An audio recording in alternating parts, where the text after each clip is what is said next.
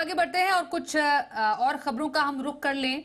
कांग्रेस को झटका देकर अशोक चौहान बीजेपी में शामिल हो चुके हैं। डिप्टी सीएम देवेंद्र फडणवीस की मौजूदगी में अशोक चौहान ने आज बीजेपी का दामन थाम लिया।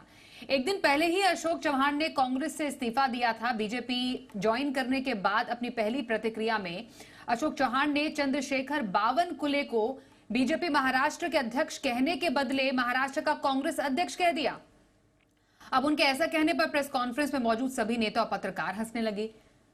अशोक चौहान ने बात को संभालते हुए फिर कहा कि कांग्रेस में ईमानदारी से काम किया है और अब बीजेपी में भी ईमानदारी से काम करूंगा। बीजेपी को मजबूत करने की पूरी कोशिश रहेगी।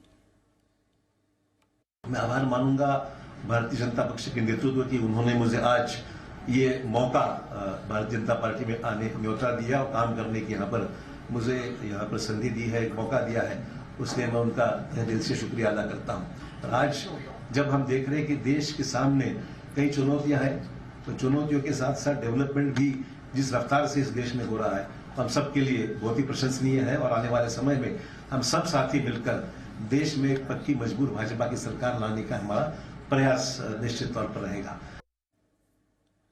आइए महाराष्ट्र में हुए इस बड़े सियासी उलटफेर को समझते हैं। हमारे सहयोगी चैनल जी 24 तास के संपादक नीलेश खरे इस वक्त हमारे साथ हैं।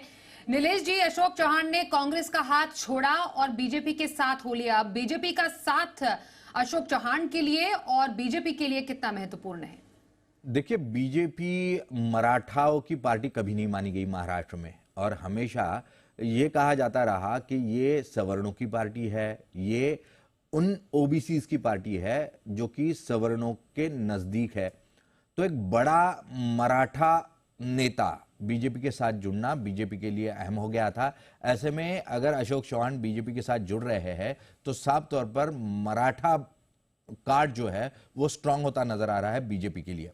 महाराष्ट्र की राजनीति हमेशा मराठाओं के आसपास घूमती रही है और उसका एक बड़ा नेता यहां पर बीजेपी के साथ जुड़ता नजर आया है।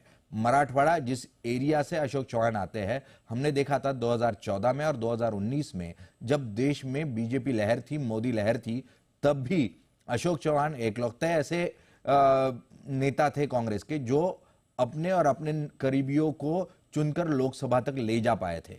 तो हमेशा अशोक चौहान को माना जाता है कि वो मराठवाड़ा में स्ट्रांग बेल्ट रखते हैं। 10 के आसपास विधायक जो है वो आसानी से वो चुनकर ला सकते हैं।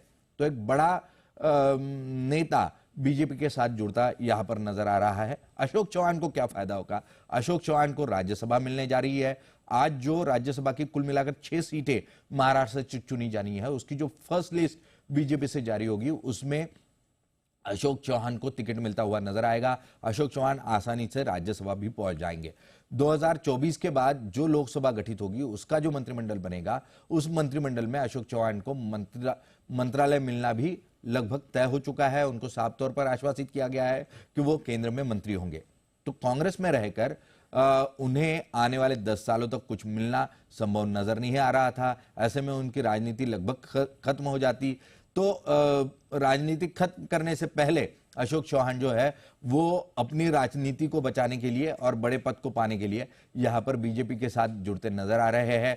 पिछले दिनों जिस प्रकार के भ्रष्टाचार के आरोप लगे थे, आदर्श घोटाला हो या उसके बाद जब वो पीडब्ल्यूडी मिनिस्टर थे उसमें भी कई सारे घोटाले थे, उसकी जो फाइलें ईडी के पास थी उसमें भी ये कहा जाता है सूत्रों द्वारा कि अशोक चौहान का नाम था। तो कटघरे से तो भला है कि किसी के साथ जाना और सत्ता के साथ हो लेना। तो यहां पर अशोक चौहान यही करते नजर आ रहे हैं। नीलेश जी, अशोक चौहान को तो राजनीति और खुद सीएम की कुर्सी पर बैठने का एक बहुत बड़ा अनुभव है। अब बीजेपी में आए तो महाराष्ट्र के जो विधानसभा चुनाव होंगे उसके बाद कोई बड़ी जिम्मेदारी का भी उनको इंतजार रहेगा? जी, बड़ी जिम्मेदारी यही होगी कि वो केंद्र में मंत्री बनते नजर आएंगे। केंद्र में वो मोदी सरकार में, आने वाले मोदी सरकार में वो मंत्री होंगे और उनके पास अच्छी जिम्मेदारी भी हो सकती है।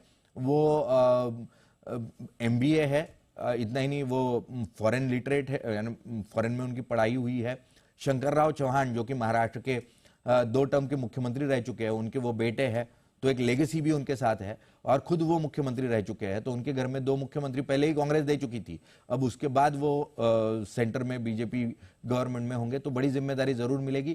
कौन सा मंत्रालय मिलेगा ये तो तय नहीं, पर जरूर उनको बड़ा पोर्टफोलियो बीजेपी गवर्नमेंट में आने वाले दिनों में मिलता नजर आ सकता है। बिल्कुल, तो लोकसभा चुनाव 2024 है, उसमें भी एक बड़े पद की पूरी संभावना अशोक चौहान को मिलती हुई नजर आ रही है। बहुत धन्यवाद करेंगे हम नीलेश खरे जी आपका हमसे बातचीत करने के लिए। धन्यवाद।